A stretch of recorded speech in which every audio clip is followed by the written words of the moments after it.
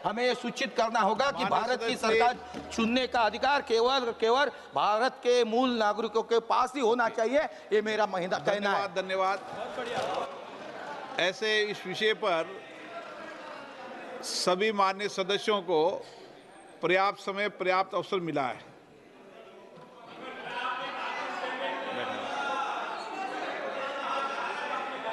बैठिए। और जो समय आवंटित था उससे ज्यादा सभी राजनीतिक दलों को दिया है। अब अगले विषय पर आपको हमेशा मौका दिया है, फिर देंगे आपको मौका। आज मैं माननीय गृह मंत्री जी से आग्रह करता हूं।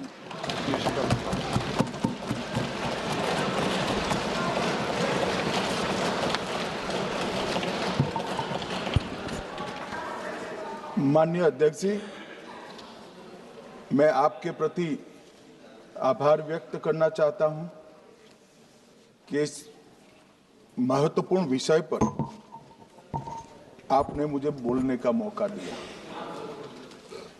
माननीय अध्यक्ष जी, इस विषय पर चर्चा के लिए सत्र की शुरुआत में 2 दिन गतिरोध भी हुआ। इससे एक प्रकार की गैर समझ, गलत धारणा जनता के बीच में पड़ी कि हम लोग ये चर्चा नहीं चाहते।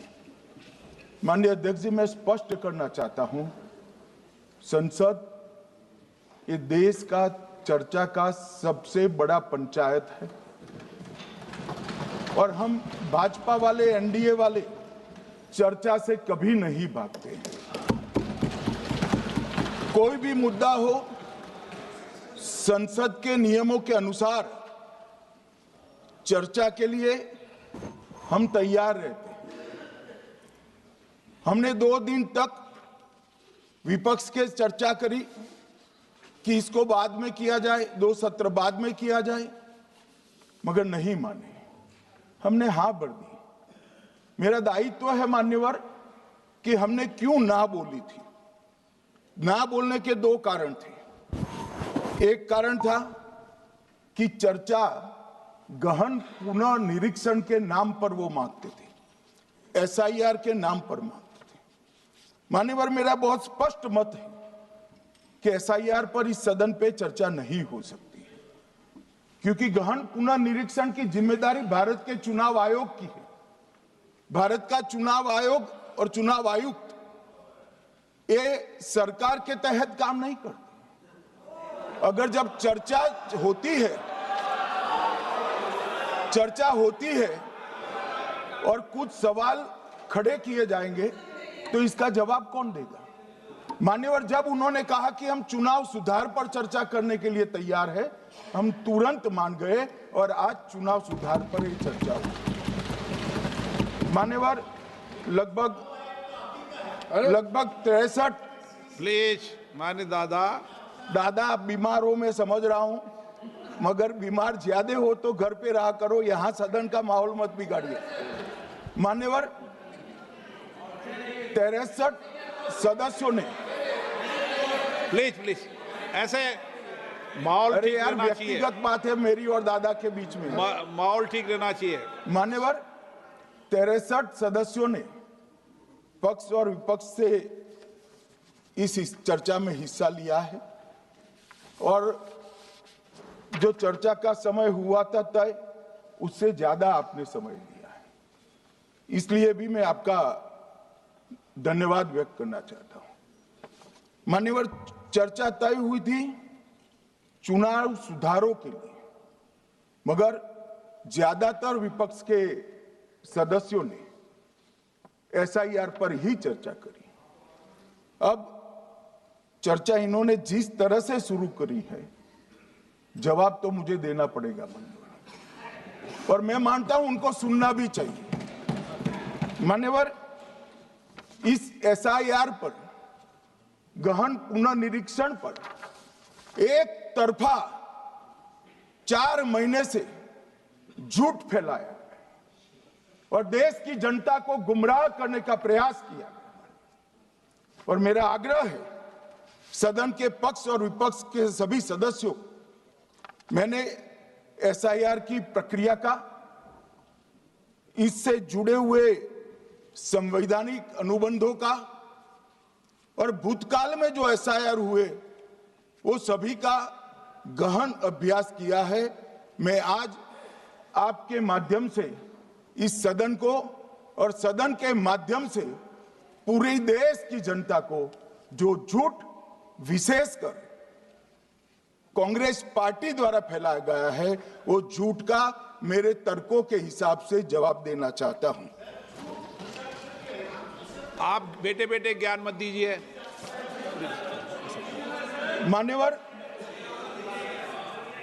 ये देश के संविधान में, मान्यवर, ये देश के संविधान से, संविधान के अनुच्छेद 2 से चुनाव आयोग की रचना हुई। एक प्रकार से चुनाव आयोग एक संवैधानिक संस्था है।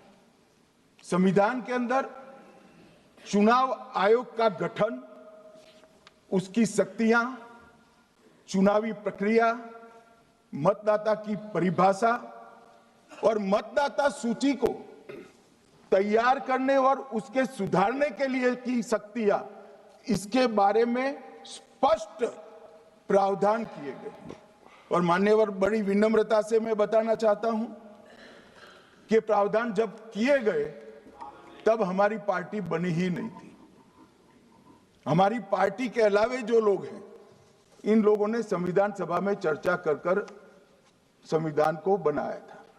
इसलिए ये पूरी चुनाव की प्रक्रिया जो संविधान के अंदर व्याख्यायित की गई है और आज जो हो रहा है, ये दोनों के बीच में क्या अंतर है और आरोप क्या है, इसको मैं जवाब देना चाहता हूं। माननीय, फ्री एंड फेयर चुनाव कराने का हमारा संविधान ने जिम्मेदारी चुनाव आयोग की तय की। मतदाता सूची बनाने की और मतदाता सूची में सुधार करने की जिम्मेदारी भी चुनाव आयोग को दी।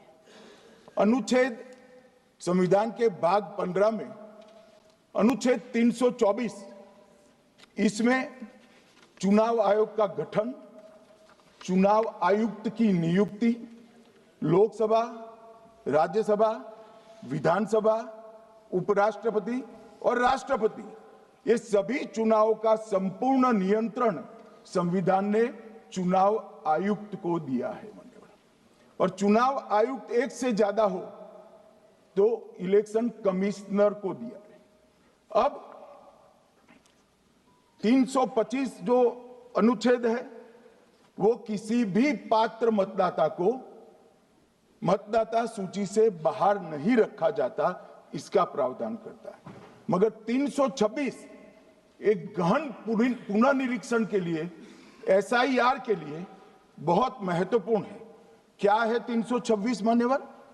इन्होंने मतदाता की पात्रता, योग्यता और मतदाता होने की शर्तें आर्टिकल 326 में तय की है।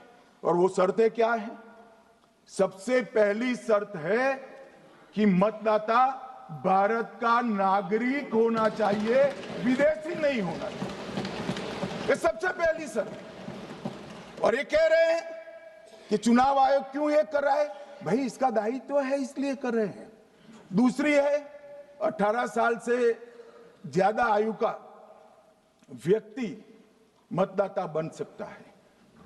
तीसरा, वैधता का निर्धारण मानसिक असमर्थता, अपराध और भ्रष्टाचार में संलिप्तता के लिए जो कानून ने समय समय पर तय किया है, इसके पर। तो ये 3 पात्रताओं के आधार पर भारत के मतदाता होने की बात तय होती है।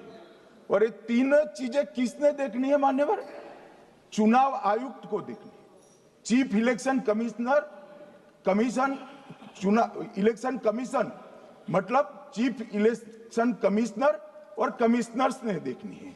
और 327 में मतदाता सूची, सीमांकन, चुनाव संचालन और उसके लिए कानून बनाने की सिफारिश संसद को करने की सत्ता चुनाव आयोग को दी है।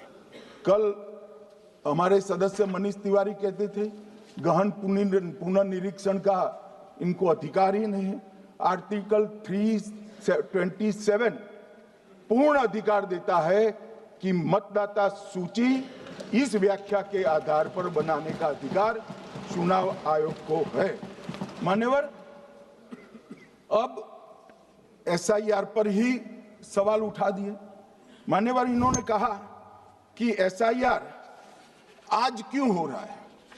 मैं इनको थोड़ा इतिहास और